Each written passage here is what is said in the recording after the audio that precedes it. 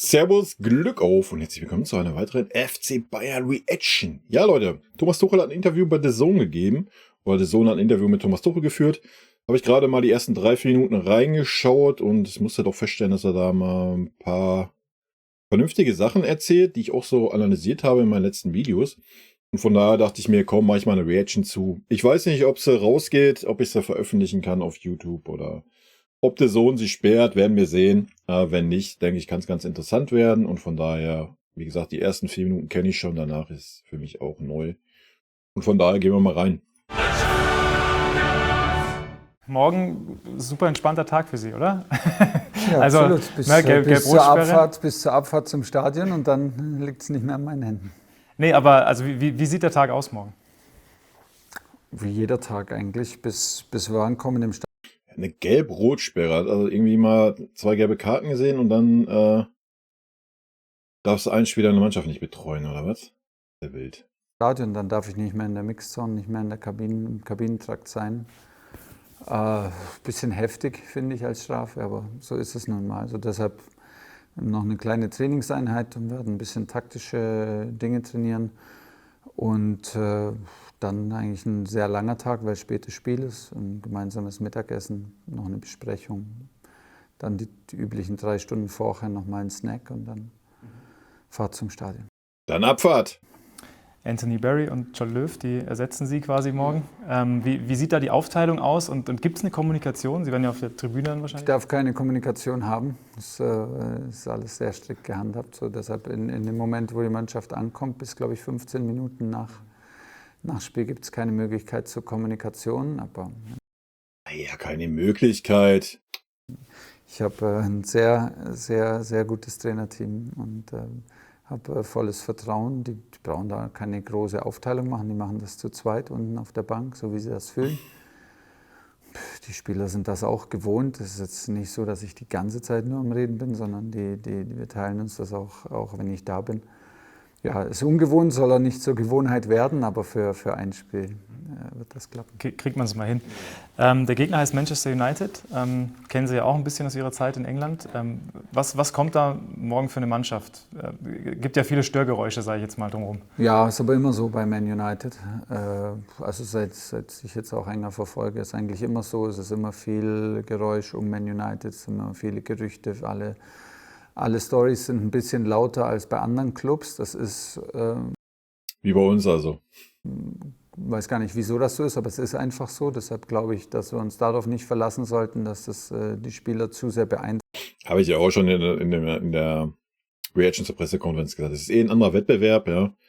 Haben wir schon oft genug erlebt, dass Mannschaften irgendwo rumdümpeln im Mittelfeld der Liga oder sowas und dann in der Champions League oder im Europacup rasieren. Also da kannst du eh nichts drauf geben. Ja. Es ist ein großer Club und ein stolzer Club in England, der einfach polarisiert und dadurch auch die Meinungen manchmal hochkochen lässt. Wir erwarten höchste Qualität. Ich meine, sie haben jetzt ein Heimspiel verloren, allerdings gegen ein sehr starkes Brighton. Und wenn man es ein bisschen differenzierter betrachtet, die ersten 20 Minuten waren extrem stark von United. Es hätte 2-3-0 stehen können zu dem Zeitpunkt. Sehr viel Qualität vorne, sehr viel Qualität im offensiven Umschalten mit Bruno Fernandes, Rashford und Højlund. Da müssen wir extrem aufmerksam sein. Einfache Ballverluste, kleine Fehler werden auf dem Niveau dann gegen diesen Gegner wirklich hart bestraft. Also es ist insgesamt so gegen Man U. Auch wenn du kannst nicht eine Sekunde abschalten, immer in dem Moment, wo du denkst, Du hast die Oberhand, du hast es im Griff, du hast das Spiel unter Kontrolle. Genau in dem Moment kann es passieren, weil sie es auch aushalten, mal eigentlich den Ball zu haben und sich dann auf ihre Qualitäten im Umschalten verlassen können. Jetzt Sie haben gesagt, die ersten 20 Minuten von United waren gut am Wochenende. Jetzt habe ich gerade überlegt, Parallelen zum Spiel am Freitag. Sie waren auch gut, ja. So ein bisschen. Stichwort Kontrollverlust. Also jetzt haben Sie schon auch saisonübergreifend nach dem Spiel ein paar Mal gesagt, ich finde auch nicht so richtig eine Erklärung dafür. Julian Nagelsmann ging es ähnlich. Also ist es dann am Ende, wenn Sie keine Erklärung finden, auch Julian Nagelsmann, 2 sehr hochbegabte, talentierte, kompetente Trainer, ist es dann eine Qualitätsfrage am Ende von den Spielern? Das ist doch mal eine Frage, mit der man arbeiten kann, ne? Und nicht immer diese hohlen Phrasen auf den Pressekonferenzen. Ich weiß nicht, vielleicht, ich weiß nicht, wir finden uns immer noch ein bisschen. Ich glaube, wir müssen immer noch ein bisschen unseren Stil finden und müssen immer noch die Handschrift klarer erkennbar machen. Das genügt mir noch nicht. Mir persönlich, ich bin noch nicht zufrieden, wie wir Mir auch nicht, Thomas. Und da mal viele Grüße an alle, die immer auf mir rumhacken in den Kommentaren, dass ich ja so viel kritisiere bei unserem Verein und dass ich deswegen kein richtiger Bayern-Fan wäre oder sowas. Der Tuchel sagt es jetzt hier gerade selber, ne? spielen, weder mit dem Spieltempo noch mit der Art und Weise, wie oft wir Schemen wiederholen können in einem Angriffszug, in dem Spiel. Und das beschreibt dann eigentlich die Stabilität. Weder mit dem Ball noch gegen den Ball bin ich im Moment völlig zufrieden. Was wir schon haben ist im Moment, wir kriegen im Moment auch stabil und verdient Ergebnisse, die wir, finde ich, noch letzte Saison tendenziell verloren hätten, die Spiele. Und nicht nur die Kontrolle für ein paar Minuten verloren hätten, sondern das ganze Spiel verloren. Genau die Sachen habe ich in meinem letzten Video gesagt. Komplett wild, oder? Also kann ich ja gar nicht ganz so Unrecht haben mit meinen Analysen und meinem Gemecker. Also genau das habe ich auch gesagt. Ja.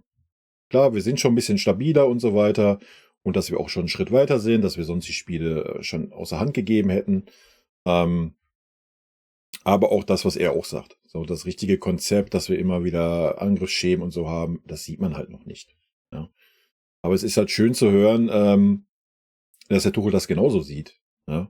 Also, ja, da sind wir einer Meinung. Das schaffen wir jetzt schon, uns auch zu fangen. Das haben wir jetzt gegen Leverkusen auch geschafft, dann kurz vor der Pause, dann gegen Ende vom Spiel. Wir kommen wieder rein. Das war letztes Jahr noch nicht so. Ja. Aber klar, ich bin sehr ungeduldig, sehr anspruchsvoll. Es reicht mir noch nicht. Also wir wollen das dominanter haben und konstanter haben und tun es ein bisschen schwer, am Plan zu bleiben. Wenn mal Dinge falsch laufen, wenn mal Dinge gegen uns laufen. Und meistens laufen sie auch deshalb gegen uns, weil wir einen Plan verlassen. Ja, ganz genau. Weil wir dann die Bälle wie Minje oder wie Kimmich den Gegner in die Füße spielen und dadurch den Gegner wieder ins Spiel zurückholen. Also, wenn du das dann 3-4 Mal machst, innerhalb von 5 Minuten, ja, so, dann wittert der Gegner natürlich seine Chance und ist doch normal. Ja. Tun uns schwer damit im Moment noch, also haben wir auch noch Luft nach oben. Gerade in solchen Phasen, wo man dann diese Kontrolle verliert, Matthias Sammer hat vor kurzem gesagt, gerade was Hierarchie im DFB-Team angeht, da hat er so ein bisschen angeprangert. Die Führungsspieler, wenn wir jetzt mal drauf schauen, DFB-Team, Bayern, sind relativ identisch. Fehlen Typen, fehlen Leader in beiden Teams? Jetzt bin ich gespannt, Alter. Aber die Reaktion sagt eigentlich schon alles, Alter. Sorry, Josua. Schon mal vorne weg, Alter. Das ist jetzt dünnes Eis für mich, weil es natürlich deutlich leichter für Matthias Sammer, das so festzustellen und auch zu sagen. Aber ich würde ein bisschen diplomatisch sagen, ich fand sein Interview sehr richtig und sehr gut. Wir versuchen natürlich auch eine Achse zu bilden und Führungsspieler herauszubilden. Und das ist auf jeden Fall ein Thema bei der Nationalmannschaft in den letzten Jahren und es begleitet uns. Und ich glaube, dass der FC Bayern eng verbunden ist mit der Nationalmannschaft, weil aus der Historie und ganz natürlich, wir sind der dominante, stärkste Club in Deutschland. Wir sollten eigentlich auch das Herz, den Kern der Nationalmannschaft stellen. Und das ist ja im Moment auch nicht 100% so in der Achse. So deshalb treffen sich da die beiden, da gibt es schon eine Schnittmenge in der Problematik. Ja. Ja, aber wenn er das doch genauso sieht, ist ja quasi auch das, was wir hier auch alle zusammen schon seit 1,5 Jahren kritisieren. Ja? Oder was ich immer wieder kritisiere am Kimmich zum Beispiel. Dass er neben dem Feld Führungsspieler ist, hört man ja auch, wenn du mal so ein TED-Interview dir anguckst und so weiter. Aber dass er auf dem Platz einfach nicht diese Rolle annimmt. Ja. Warum auch immer, ich kann es euch nicht sagen. Aber dazu haben wir auch genug gesagt zu der Kimmich-Geschichte. Aber dann frage ich mich, warum man dann einen De Ligt rausnimmt. Der ist ja eigentlich, hat er letzte Saison bewiesen, ja, quasi die Blaupause für einen Führungsspieler. So. Wenn man jetzt sagt, man möchte gerne eine Achse bilden bei uns im Club, keine Ahnung. Was will er dann jetzt damit sagen, dass Min-Jae dann der neue Anführer da werden soll oder sowas? Wenn dem so ist, dann sollte man das vielleicht mal klarer kommunizieren vielleicht, ich weiß es nicht. Aber ist natürlich schwierig, ein Spieler, der seit 5 Wochen da ist, zu sagen, so, du bist jetzt hier der neue Abwehrchef. Also das funzt halt nicht. Das haben wir letztes Jahr bei Dillich gesehen, der auch über ein halbes Jahr gebraucht hat. Es wird bei Min-Jae nicht anders sein.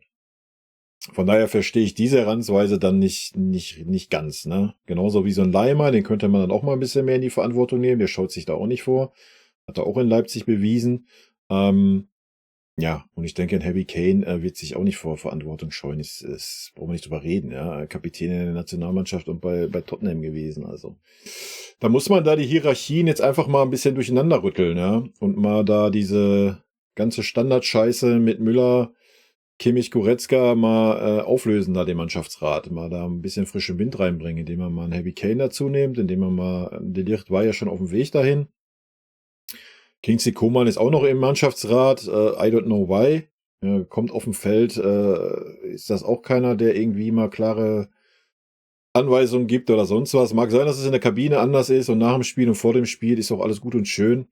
Aber wir brauchen halt einfach auch mal Leute, die auf dem Platz dann die Verantwortung übernehmen. Ja, das ist ja auch das große Problem. Das ist ja auch, was ich zur Nationalmannschaft auch gesagt habe. Aber davon mal ab, wir bleiben mal bei uns. Bei uns ist halt so, du hast dann nicht den Spieler, der sich dagegen stemmt. Ja, was ein Kimmich machen muss oder auch ein Goretzka. Ja, die müssen sich dann dagegen stemmen. Und nicht nur durch irgendeine einzelne Aktion auffallen, sondern die Mitspieler versuchen zu pushen, Anweisungen zu geben, das Spiel aber auch mal in die Hand zu nehmen und das Spiel mal schnell zu machen, das Spiel mal langsam zu machen. All das, was bei uns gar nicht passiert. Ja. Und ja, da fehlt mit Sicherheit dann auch so ein Neuer, der von hinten heraus nochmal ein bisschen Sicherheit gibt. Ist natürlich auch nochmal ein anderer Typ wie ein Ulle. Obwohl der Ulle das als Torwart gut macht. Aber so ein Neuer hat natürlich nochmal eine ganz andere Aura gehabt. Ja, das muss man ja auch mal ganz klar sagen. So, um mal ein bisschen die Viererkette auch in Schutz zu nehmen. Aber gerade in der Viererkette ist es, wo der Leader fehlt. So, eine Viererkette braucht einen Anführer. Punkt. Ja, der die Viererkette organisiert, der Anweisungen gibt, der auch zum Beispiel das defensive Mittelfeld dann mit in die Pflicht nimmt, wenn das vom defensiven Mittelfeld aus her nicht kommt. Ja, und das geht uns leider gerade ab. Aber dann liegt es an den Typen.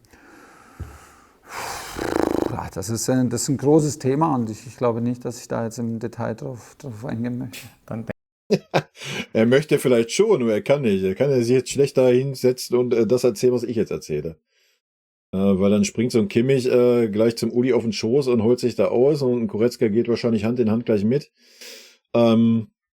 Ja, aber das ist nun mal die Achse bei uns oder die zentralen Figuren und auch in der Nationalmannschaft gewesen und ja, ich möchte halt nicht alles an den beiden festmachen, aber von den beiden hätte halt einfach viel, viel mehr kommen müssen, was das Führen der Mannschaft anbelangt, in meinen Augen. Dann gehen wir nochmal in ein anderes Detail. Zentrum und Abwehr, dieser Raum dazwischen. Gerade jetzt gegen Leverkusen auch wieder Flo Würz, häufig da wirklich den Ball bekommen, konnte aufdrehen. Steht da nicht gleich die Frage? Warum eiert er da jetzt so rum? Ja, ich weiß, langsam wird es zum Unwort, aber Holding Six, also die gibt es halt nicht beim FC Bayern. Ist das der Grund, warum dieser Raum auch immer wieder frei ist? Also ist das Spielermaterial, was man hat? Ein bisschen zu gierig gegen Leverkusen. Wir wollten mit 4 und dann auch mit 5 Leuten pressen und sind dann zu gierig geworden und haben mit 6 Leuten teilweise. Ja, das ist genau das, was ich auch bei der Spielanalyse gesagt habe. Die ersten 20 Minuten war das okay. Da war Kimmich echt mal auf der 6. Ja, er hat mal die Position einigermaßen gut gehalten. Und dann ist genau das, was er jetzt auch sagt. Ja, dann war ein Kimmich wieder weg. Ja, dann ist er wieder vorne rumgetigert. Das ist das große Problem. Ich meine, der Kerl ist gestandener Nationalspieler, Triple-Sieger und hast du nicht gesehen und kriegt es nicht hin, die Position zu halten, stellt sich aber dahin und sagt, ganz trotzig, ja, ich bin aber ein richtiger Sechser. Nee, bist du halt nicht, Alter. Wenn du das wärst, dann halt deine scheiß Position. Das kann ja wohl nicht so schwer sein, als so ein gestandener Spieler seine Position zu halten. Und damit zufrieden sein, dass man Bayer Leverkusen aus dem Spiel nimmt. Gepresst. Das liegt aber auch an der Charakteristik der Spieler. Meine Spieler wollen und alle unsere Mittelfeldspieler, zentralen Mittelfeldspieler, fühlen sich wohl im Machen. Keiner fühlen sich wohl zu attackieren, sowohl mit Ball als auch gegen den Ball. Es geht auch gar nicht so darum, dass es dann eine Holding Six, okay, die beschreibt einfach ein bisschen ein anderes Profil, das wir so nicht haben. Wir können ohne diesen Spielertypen Spiele gewinnen und müssen das jetzt auch. Und können die Räume mit Sicherheit deutlich besser besetzen in unserer Struktur, wie wir das teilweise gegen Leverkusen gemacht haben. Wir waren teilweise in der letzten Kette, in der vorderen Kette waren die Abstände zu groß, weil wir entweder zu gierig waren oder wir waren im Spielaufbau im 4-1 dann teilweise zu tief. Ja. Das ist ja, was ich sagte. Ja. Deswegen musst du da auch einfach einen in der Viererkette haben, der ein gestandener Spieler ist, der dann einfach, der die Leute zusammenpfeift. Punkt. Ja, fertig. Er muss ein defensiv denkender Mensch sein, der da hinten das Kommando hat und gut, aber da hinten ist keiner. Minje kriegt die Zähne nicht auseinander, ein Opa kriegt die Zähne nicht auseinander. Von Davis auch als linker Verteidiger brauchen wir gar nicht erst anfangen. Ja, und ein Conny Leimer, der einen Rechtsverteidiger gespielt hat, ist da auch der verkehrte Mann dafür. Ja, also diese Entscheidung verstehe ich halt nicht. Beim besten Willen nicht, keine Ahnung. Das ist schon sehr widersprüchlich irgendwo. Das ist auf jeden Fall so. Und eine Frage, auf die freuen Sie sich wahrscheinlich schon. Heute wurde Julian Nagelsmann als Nachfolger von Hansi Flick bekannt gegeben. Noch eine aufs Glatteis. Ja, nein, gut. aber ist es die beste Lösung für den deutschen Fußball? Ja, es ist jetzt die Lösung. Ich habe es jetzt gerade vorher erst auf dem Weg hierher erfahren. Es ist die Lösung und das ist, glaube ich, das Wichtigste. Ich glaube, wenn alle immer nach der Perfektion suchen, werden wir alle tierisch unglücklich. Das ist die Lösung. Es muss klar sein, es muss klar kommuniziert sein. Julian hat sich dafür entschieden, oder? DFB hat sich dafür entschieden. Wunderbar, perfekt, let's go. Dann ab. Let's go to the mall. Ja, wie ich gelesen habe, Ablöse kriegen wir natürlich gar nicht. Jetzt habe ich auch noch gelesen, dass es wohl so sein wird, dass wir einen Teil des Gehaltes zahlen. Also, das ist schon alles wieder sehr wild, ne? Aber wir sind ja so der anti-deutsche Club, ne? Und positive Stimmung Richtung EM, bitte. So Harry, we are really happy. Oh, Harry hören wir auch noch, oder was? Wild. Also, erstmal zu Tuchel. Erstmal Respekt für seine Ehrlichkeit, ja. Ich denke, man hat auch gemerkt, dass er einiges zurückgehalten hat, wo es so um die Führungsspieler ging. Man sieht aber, dass er es genauso sieht. Ja? Und ich denke, wenn er andere Spieler hätte, müsste sich so ein Kimmich, so ein Goretzka und etc. warm anziehen. Ja? Da bin ich sehr gespannt, wie die Entwicklung da weitergeht. Ich bin sehr gespannt, ob der Verein die mitträgt. Das ist ja so die andere Story, ne? Deswegen haben wir überhaupt das Problem gehabt mit der 6. Dass sie am Ende nicht verpflichtet wurde, weil die großen Herren das ja anders sehen. Ich sehe auch gerade, dass meine Cam hier die ganze Zeit irgendwie Faxen macht. Ich fand es halt erstaunlich, dass ein Tuchel das genauso gesehen hat, wie ich es auch gesehen habe. Oder wie viele von euch in den Kommentaren auch, dass man keine richtige Strategie erkennt und so weiter. Beziehungsweise, dass wir nicht fähig sind, das umzusetzen über einen längeren Zeitraum. Sehr ehrliche Worte auf jeden Fall. Gut, hören wir mal rein, was Harry noch zu sagen hat. That you're here with us because Und erstmal sorry wegen der Cam. Ich weiß nicht, warum die hier irgendwas im Hintergrund. Wahrscheinlich die rote Bayern-Taste. Ich nehme die da mal weg. Dass er die manchmal mit reinrendern möchte. Ja. FC Bayern drängt sich halt immer auf, Leute. because I think we can probably don't get a better Manchester United expert than you. So what can Bayern expect tomorrow? Er hat aber auch ein schwieriges. Ich mache mal für euch Untertitel an. Don't get a better Manchester United expert than you. So what can Bayern expect tomorrow? Yeah, I think Das ist auch Deutsche oder was? Nicht wirklich, wa? Aber dann verstehen wir wenigstens, was er auf Englisch erzählt. Okay, kannst du nur an- und ausmachen. Ach, hier oben, Deutsch automatisch erzeugt. Aha. Hä?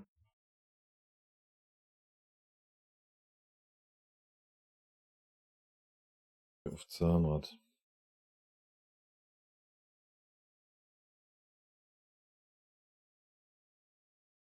Naja, ist ja ein komisches Deutsch. it's going to be a really tough game.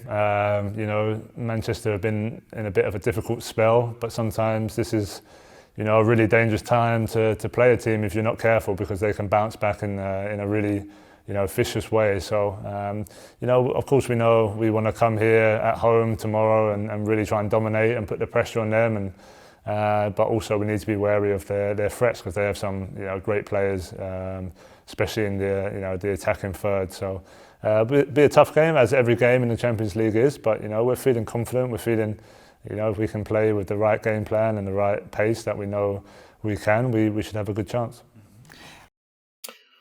Ja, ich versuche es mal ganz kurz zu übersetzen. Untertitel funzen ja hier nicht wirklich. Er sagt halt, es ist kein guter Zeitpunkt gegen Manchester United zu spielen.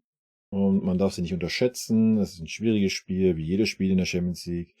Und wir müssen unsere Pace finden, unsere Geschwindigkeit aufs Feld kriegen und einfach Vollgas geben. What difference will it make that Thomas Tuchel will not be on the sideline tomorrow? Yeah, it's never easy, Welchen Unterschied es macht, dass Tuchel nicht an der Seitenlinie when steht. your head coach is not there on the sideline. But to be honest, I think probably most of the players in the team have experienced that in their career in one team or another. So this coach will still set the team out how he wants and give us the information that we need. And then ultimately, like most games, it's down to us as players to go out there and produce that and perform. So that's down to us tomorrow. Ja, so wie ich es verstanden habe, sagt er halt, dass der Tuchel halt die Mannschaft aufstellt im Vorhinein und dass jeder Spieler auch entweder bei Bayern oder woanders schon genug Erfahrung gesammelt hat, um damit auch klarzukommen, dass er halt jetzt da nicht unbedingt an der Seitenlinie steht. Sie wissen, was zu tun ist. Make your first Champions League game for Bayern Munich tomorrow. Is that the perfect start for you personally to face an English team, or would you have preferred a non-English team? Wow. Ja gut, die Fragen nehmen jetzt das Niveau an wie aus der Pressekonferenz. Er fragt halt, ist ein SSL-Spiel für uns? Ist es gut, dass es gegen ein englisches Team ist, oder wäre es schöner, wenn es gegen kein englisches Team gewesen wäre? I'm not too sure. I had the feeling before the draw we was going to get an English team for sure. So yeah, it is what it is. Like I just touched on, in the Champions League, you're going to have to play, the best teams from all around Europe. The fact that it's an English team first is, a nice experience for me because I know the team pretty well. But also, I know they can be really good and it can be a difficult game. So I just have to, keep putting in performances to try and help my teammates and my new club. And so far, I've done an okay job this season, and hopefully I can add some more tomorrow. Yeah, that's interesting. An okay job. So 4 games, 4 goals, and you say it's only okay. Ja, also er sagte, er ist sich nicht sicher. Am Ende ist jedes Spiel in der Champions League ein schwieriges Spiel, ein wichtiges Spiel. Für ihn ist es natürlich ein bisschen was Besonderes, gegen ein englisches Team zu spielen. Und er wird alles geben für unseren Verein, um dass wir erfolgreich sein werden. Okay, so what? Ja, ich weiß, mein Englischverständnis ist jetzt auch nicht das Beste, deswegen ich versuche es nur so sinngemäß wiederzugeben. Ne? Jetzt hat er noch gesagt, er hatte bisher einen Okay-Job gemacht. Jetzt hat der Reporter gefragt, du hast aber schon 4 Tore in 4 Spielen gemacht, das ist also nur ein Okay-Job. What's missing? Yeah, no. Und jetzt fragt er, was fehlt denn noch? I think it's just taking time to get to know the team. Of course, the goals are there, and it's fantastic to start in the way I have. But I think my all-round game can improve a little bit, and I think that will come with time, just getting to know the players a little bit more, getting to know the system, and for them to get to know me a little bit more on how I play, how I pass, etc. So it's really early on in the season, only 4 games in, so plenty of time and plenty of games to build that connection, and that's the exciting thing for me to have scored the goals I have already, and know there's still probably a 5-10% that we can improve. It's a great feeling to have. Ist ja dasselbe, was er auf der Pressekonferenz auch schon gesagt hat. Natürlich braucht es Zeit. Ja? Er muss sich noch an die Spieler gewöhnen. Das Team muss sich noch an ihn gewöhnen, wie die Laufwege sind, wie die Passwege sind und so weiter und so fort. Also das ganz Normale, was halt einfach fehlt, was halt einfach Zeit braucht. Ja. When we look back at the Leverkusen game, your team lost control in several parts of the game. That seems to be a Bayern Munich problem for quite a while now. Since Thomas Tuchel has arrived in March, he wasn't able to find an explanation for this. You have a fresh perspective on the whole thing, so what reasons have you recognized so far? Jetzt hat er halt gefragt, wir haben ja öfter die Kontrolle gegen Leverkusen verloren, dass auch Thomas Tuchel dafür noch keine Erklärung hat und was er denn denkt, woran das liegen könnte, weil er eine frischen Einblick hat als Neuzugang quasi. Ja, Mal gucken, was er erzählt. Yeah, I'm not too sure. I think the Leverkusen game was a good example because we started the game really well for 20, 25 minutes. We dominated and probably should have been 2 or 3 goals up. And then we just I felt like we lost our shape a little bit in terms of without the ball and the pressure. And Leverkusen played well as well. They're a really good team, drilled really well, played some nice one-touch football. And there was times we had to, suck it up and try and defend a little bit. So, this is something we need to improve. But I think with the coach and the way he wants us to play, that will come. But also you have to understand you're playing really good teams, week in, week out, and they're going to have spells in the game where you have to defend, you have to get 10, 11 men behind the ball and suck it up for 5 minutes. That's just football, and any big club or any big team, if they want to be successful, have to have this in their locker as well. So I guess when those sort of spells happen, it's making sure we don't panic and get too frantic. We just keep our shape and then wait for opportunities and then try and get back control of possession and then control the game. Ja, er sagte halt jetzt sinngemäß, dass es eigentlich normal ist, dass man gegen gute Gegner halt auch mal schlechte Phasen hat, beziehungsweise der andere Gegner halt, weil er halt die Qualität hat, auch gute Phasen hat. Er hat jetzt keine Lösung dazu gesagt, ja, zu dem Problem. Er sagt aber auch, dass man dann die Ruhe bewahren muss und wieder durch Passstaffetten oder den Ball in den eigenen Reihen halten, wieder die Kontrolle bekommen muss. Was soll er jetzt auch da groß sagen? Soll er jetzt sagen, es liegt daran, dass unsere 6 keine 6 ist? Oder ist halt schwierig, ne? That's an interesting part because how can you be or get back into control? Is this your responsibility or what's the hierarchy? So who are the leaders in the team? Ja, jetzt fragt er halt, ist ja interessant, wie wir denn dann die Kontrolle zurückbekommen, ob das sein Part ist, was er dafür tun kann. Wer sind die Anführer im Team sozusagen? I think it comes down to personalities on the pitch. Sometimes when you're under a bit of pressure, it takes one of your maybe leaders or one of your really good technical players to get on the ball in a tight area and create a bit of space and then almost calm the game down. We've all been there in a game where you're putting pressure on a team and you're making them lose possession, and you get confidence from that. So it takes, important players to be able to, calm the game down with the ball more than anything. Keep possession, keep movement, because then that kind of, takes back the momentum to the other side. So this is stuff, again, with the coach, we're learning every training session on how to do that with the positionings that we want to get in. It's down to us to try and achieve it. And what would you say? Who are the players who are responsible to? Ja, er hat jetzt halt das Ganze nochmal ein bisschen genauer beschrieben. Also es kommt darauf an, dass dann die Spieler, die auch die Qualität dazu haben, den Ball dann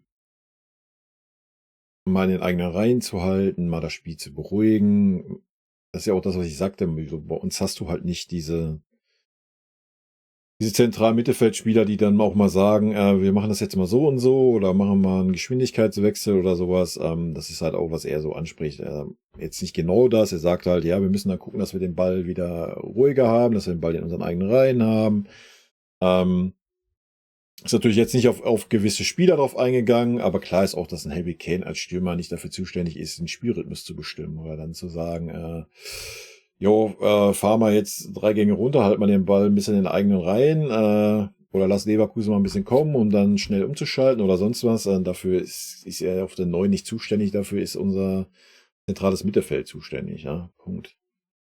Und jetzt fragt er halt nochmal genau nach den Spielern, glaube ich. How to do that with the positionings that we want to get in. Ja, und er sagt auch nochmal, dass wir die Position halt halten müssen und dass auch eine Lerneffekt ist, welche Räume besetzt werden müssen. Das hat er halt auch it's down to us to try and achieve it.